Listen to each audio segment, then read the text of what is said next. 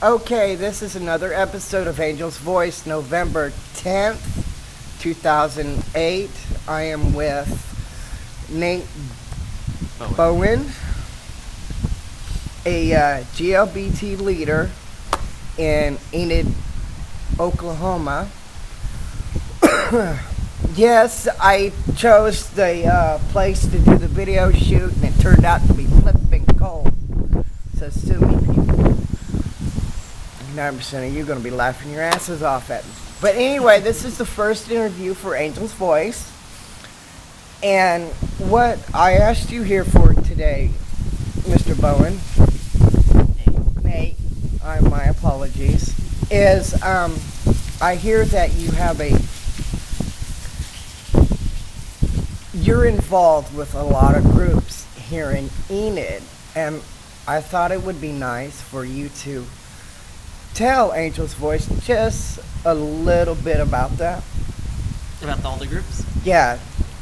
Which ones you're in? Are they they're with GLBT? They're not? You know, that sort of thing. Okay. Well, I've P-Flag. There's chapter P-Flag here. Parents, family, and friends of lesbians and gays in Enid. And P-Flag has a youth group for GLBT teens here, also in Enid, that I'm involved with. That I helped get started. There is some organizations that are in the process of being started, such as the Enid Pride Association, the Enid GLBT Community Center, SAGE, which stands for Services and Advocacy of GLBT Elders, Team Mosaic, which is a transgender organization, which is a part of P-Flag, Camouflage, which is for the military, since we have a military base here, a bisexual group. That all these are part of P-Flag, those are. Then, let's see, I'm also a part of the Enid Unitarian Universalist Fellowship, which is GLBT friendly, very GLBT friendly, as most of our members are GLBT, so seems appropriate. But it's also welcoming of all faiths, which is important because not only is the GLBT community underrepresented in Enid, so are all the other faiths, because we've got bajillions of churches, but not anything else. So, need a place for everybody else because they actually exist. Crosswalk United Church, of course, which is welcoming and affirming, but not very many of us GLBT there, but they want us, they just don't seem to get us. And then, of course, the Commonwealth Society, which is a mutual benefit organization where members take care of each other. So, oh, and of course, the Enid Lotus Satsang, the Hindu group. Can't forget the Hindu group. And don't you run your own online newspaper for Yes, GLBT? that's right. The Enid has the online Enid Voice, which is the online GLBTQA source. Can't forget our allies and the people that are just questioning a little bit. It's a whole news source for the community of Enid. www.geocities.com/Enid Voice. Easy to find. Has links to all the other organizations that I just mentioned, and a few others that people have asked me to link to. So, yeah. Okay, cool. Very, very good. My second question is, being a leader in the GLBT community here in Enid, I know you have heard, same as I have, about Proposition 8 in California. Mm-hmm. Why do you feel that failed, and what can we do to better our chances of getting legislation like that will protect us? I think it failed for two main reasons. A, fear.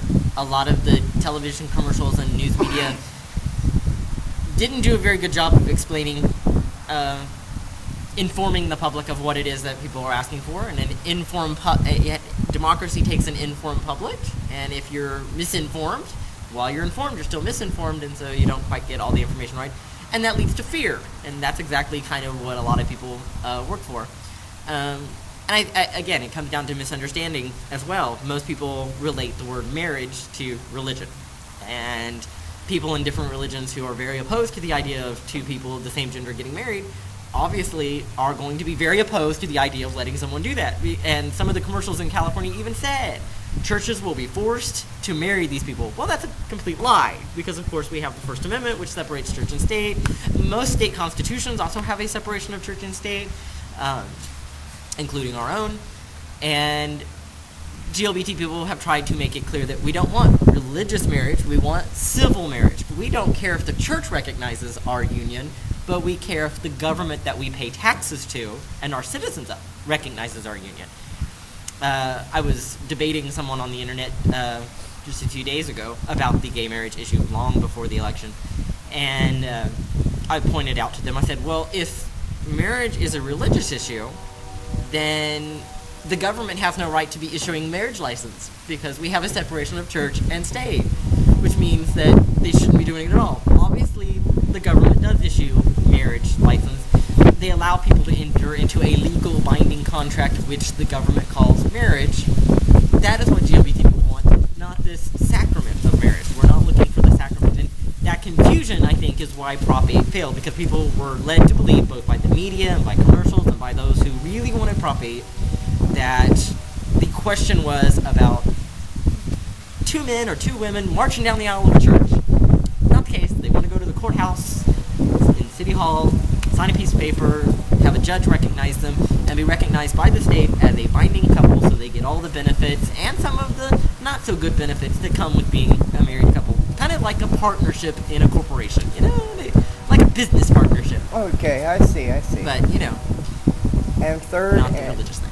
okay, third and final question that I have for you is, roughly, what can GLBT do? Because honestly, I am sick of the GLBT being segregated from each other on big things like marriage equality and job discrimination, and the fact that most of us want to raise a family. With us fighting amongst ourselves, which I have noticed online and off with other people, how can we bring our community together? First, I think it comes to informing people. I think a lot of the people who sometimes oppose certain things don't realize, many people don't even realize what we don't have. I generally tell people I'm not looking to gain special rights. I'm looking to gain the rights that were taken away from me just because I came out of the closet and admitted who I am. I want those rights back. So I want to reclaim my rights that I as a citizen of this country have, regardless of what sexual orientation or gender identity I might have. And so I think the first step in unification is making sure that people really understand what it is that the government, what these laws and legislation and the laws that are working against us, what they actually do. Because I don't think a lot of people really understand that. The second step is because educated people, when they realize what's at stake for themselves and what's being denied themselves, they usually will stand up for themselves. But I think the second part is to remember that a lot of the division is caused not by ourselves, but by the outside. There's an old saying that divide and conquer, and there's been a pretty good bit of that from outside forces who have made sure that lots of different information is out in the public so that nobody knows exactly what is the right information and what is misinformation, and a lot of people don't have a lot of time to try to sort it all out. So that's a big issue, is just to realize that we need to stand together and get our message correct and unified, but in order to be unified, we need to make sure that the information that people are receiving to us is correct, that we're not letting outside forces influence and divide us based off of the misinformation that they like to spread. It can be something as simple as just spreading rumors about somebody. So. Well, Nate, I appreciate your time on Angel's Voice this time.